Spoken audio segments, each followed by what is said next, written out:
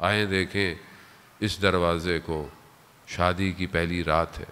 رسول خدا نے جب بیٹی کو دیکھا پرانا لباس پہنی ہوئی ہے، کہا بیٹا نیا لباس کہاں گیا؟ کہا بابا سائل آیا تھا میں نے اسے دے دیا۔ کہا بیٹی پرانا لباس دے دیتی؟ کہا بابا میری ماں نے بھی تو اپنا سب کچھ اسلام کی راہ میں قربان کر دیا، اور جب ایک دفعہ سائل آپ کے پاس آیا تو آپ کے پاس کچھ نہیں تھا، آپ نے اپنا پیراہن دے دیا، میں بھی تو آپ ہی کی بیٹی ہوں یا رسول اللہ۔ یہ سننا تھا رسول خدا کی آنکھوں میں آنسو آئے اور اپنی بیٹی کو اپنے سینے سے لگا۔ فاطمہ بزۃ منی، فاطمہ میرے جگر کا ٹکڑا ہے۔ ہاں عزیزان محترم، مگر اس جگر کے ٹکڑے کے ساتھ امت نے کیا کیا؟ حضرت خدیجہ جب دنیا سے جا رہی ہیں تو کچھ وصیتیں کی۔ ایک وصیت کیا تھی؟ یا رسول اللہ میری بیٹی چھوٹی ہے، کوئی اس سے اونچی آواز میں گفتگو نہ کرے۔ جب تک رسول زندہ رہے کسی نے اونچی آواز میں گفتگو نہیں کی، کسی نے۔ رسول جب زندہ رہیں، آخری وقت ہے، اپنے بابا کے سرہانے بیٹھی ہوئی ہیں۔ ظاہر ہے بیٹیوں سے زیادہ باپ سے کون پیار کرتا ہے؟ بیٹیاں ہی ہیں عزیزان محترم جو سینے پہ سوتی ہیں، بیٹیاں ہی ہیں جو باپ کا انتظار کرتی ہیں۔ دروازے پہ آخری وقت چھوڑتے ہوئے بھی بیٹی آتی ہے، اور جب آپ گھر جائیں تو سب سے پہلے استقبال بھی بیٹی ہی کرتی ہے۔ آخری وقت ہے۔ ایسے میں دق الباب ہوا، بی بی نے پوچھا کون ہے؟ کہا بڑی دور سے آیا ہوں، رسول کی زیارت کرنی ہے۔ بی بی نے فرمایا کہ رسول کی طبیعت بہتر نہیں ہے، بعد میں آئیے گا۔ کچھ دیر اور گزری، پھر دوبارہ دروازے پر کھٹکھٹ ہوئی۔ کہا کون؟ کہا بڑی دور سے آیا ہوں، زیارت کرنی ہے۔ کہا ابھی حالت بہتر نہیں ہے۔ تیسری دفعہ جب دق الباب ہوا تو رسول خدا نے فرمایا بیٹی جانتی ہیں کون ہے؟ نہیں بابا، ملک الموت ہے، آپ کے احترام میں آپ سے اجازت لے کر اندر آنا چاہتا۔ یا رسول اللہ جب والد زندہ ہو تو ملائکہ بھی پوچھ کے آتے، باپ کے جانے کی دیر تھی۔ ہاں عزیزان محترم عجیب کیفیت ہے، امت بغیر پوچھے آ گئی، نہ صرف خود آئی بلکہ لکڑیاں لے کر آئی۔ کہا کہ اگر علی کو نہیں بھیجیں گی تو دروازے کو جلا دیں۔ بی بی نے حجت کو تمام کیا۔ بی بی نے کہا کہ تم نہیں جانتے کہ میں کون ہوں؟ ہو سکتا ہے کہ شاید بھول گئے ہوں رسول کی حدیثوں کو۔ بی بی نے کہا میں فاطمہ ہوں، فاطمہ۔ عزیزان محترم کہا جو بھی ہو ہم دروازے کو آگ لگا دیں۔ یہی ہوا، دروازے کو آگ لگا دی گئی۔ در و دیوار میں وہ خاتون آ گئی اور یہی کہا واہ ابا تھا یا رسول اللہ، اے میرے بابا، اے رسول خدا، حال دل ہے کہ امت نے یہ سلا دیا۔ ہاں عزیزان محترم دھکا اتنا شدید تھا، بعض مقتل ایسے ہیں کہ پڑھے نہیں جا سکتے کہ بہرحال حقائق ہیں، لیکن کیونکہ بہرحال سید ہوتے ہوئے میرے لیے خود سخت ہے کہ جد کے مصائب اتنے سخت پڑے جائیں۔ بعض مقاتل بیان کرتے ہیں کہ دروازے کے نیچے آ گئی اور دروازے کے اوپر سے یہ چڑھ کر چلے. حضرت محسن شہید ہو گئے.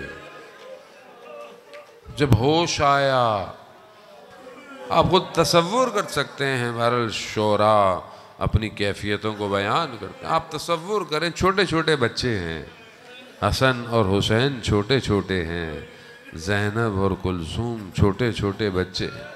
نہ جانے کس طرح انہوں نے اس جلتے ہوئے دروازے کو ہٹایا ہوگا، کس کیفیت سے ہٹایا ہوگا،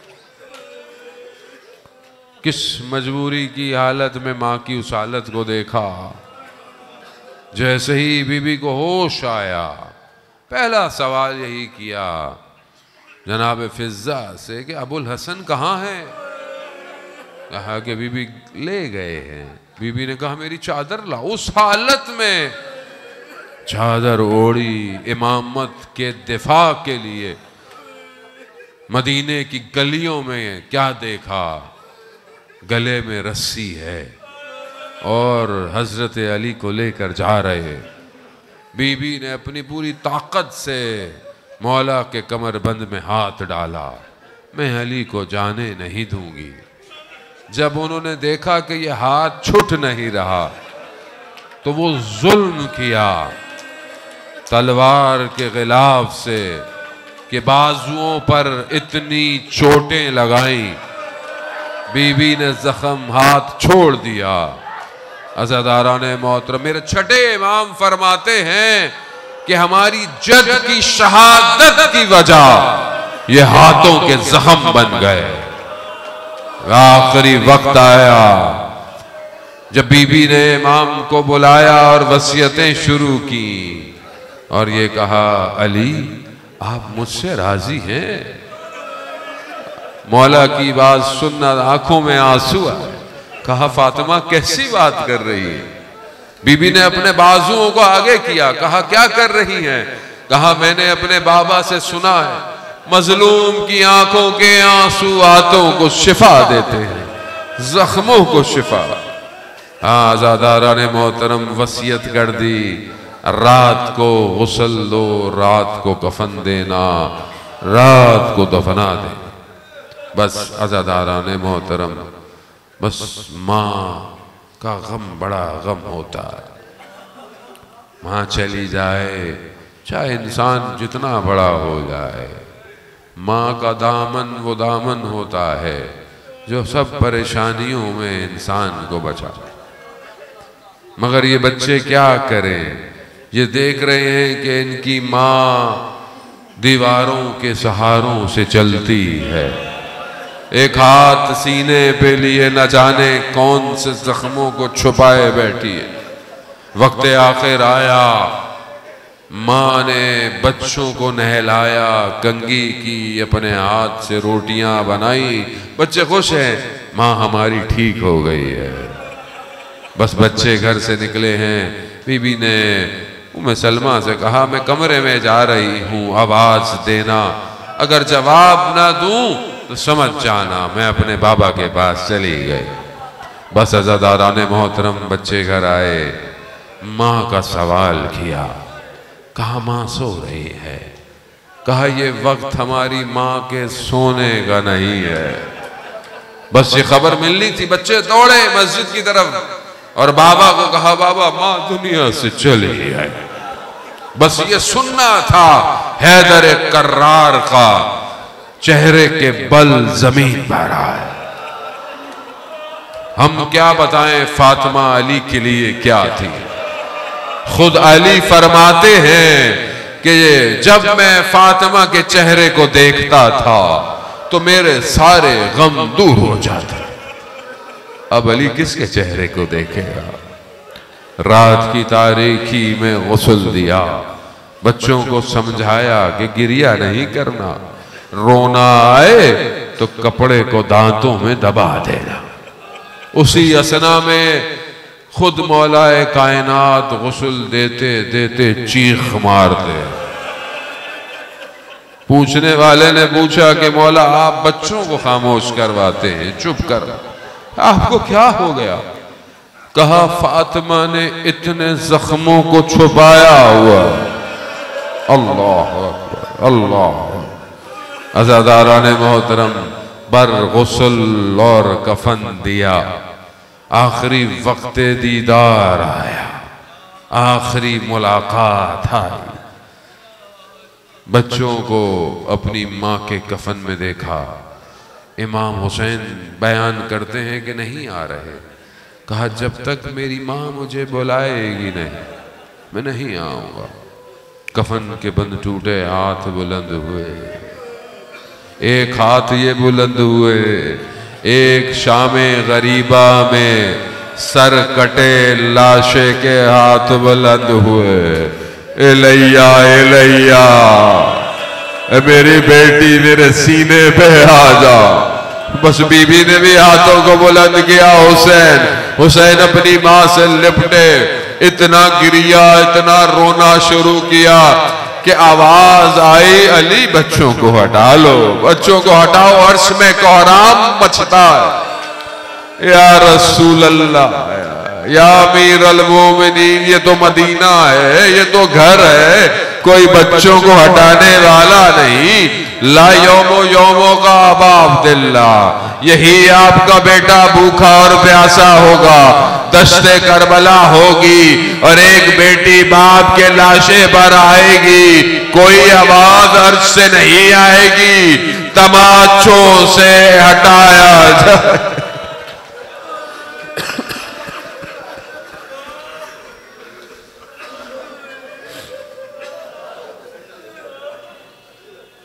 الا لعنت اللہ علی القوم الظالمین وسیعلم الذین ظلموا ای منقلب ینقلبون۔ پروردگار تجھے واسطہ محمد و آل محمد کا، تجھے واسطہ سید الکونین کا، پروردگار امام زمانہ کے ظہور میں تاجیل عطا، ہمیں ان کے ناصروں، ان کے مددگاروں میں شمار فرما۔ پروردگار حاضرین مجلس جو ہیں، پروردگار ان کی تمام جائز پریشانیوں کو دور فرما۔ پروردگار جو مریض ہیں حاضرین میں، جنہوں نے مجھے کہا ہے، پروردگار انہیں شفا کاملہ اور عاجلہ عطا فرما۔ پروردگار جو بے روزگار ہیں، رزق حلال عطا فرما۔ جو بے اولاد ہیں، اولاد صالح اور نیک عطا فرما۔ جو بے گناہ اسیر ہیں، انہیں جلد سے جلد رہائی عطا فرما۔